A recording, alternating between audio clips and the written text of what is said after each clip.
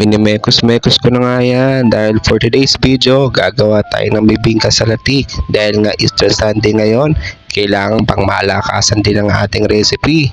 Nagkaid nga lang kami ng 3 nyog dyan para gamitin sa lulutuin natin. Kailangan pala natin makuha ang una at pangalawang piga. Siyempre para makuha yon, kailangan natin pisilin para lumabas ang katas. Nung nakuha ko na nga, pinaghiwalay ko yung una at pangalawang piga.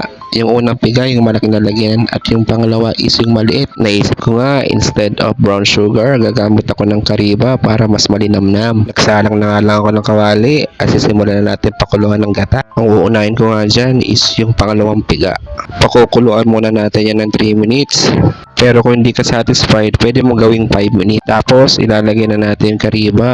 Ihintayin nga lang natin kumulo yan. Ayan, kumukulo na. Kailangan nasa medium fire lang ang kalan mo para hindi masunog ng todo ang kariba natin. Sinalad ko na pala ang unang piga. Pagkatapos, hahayaan lang natin kumulo ng kumulo hanggang matunaw ang kariba natin. Maghihintay ka nga lang ng mahaba para maluto ang kariba. Pero sulit naman. Hindi ka tulad ng jowa mo, pinag-aantay ka lang sa wala. After 25 years, natapos na din at naluto na siya. Alam mo rin ba yung kariba? Comment down below.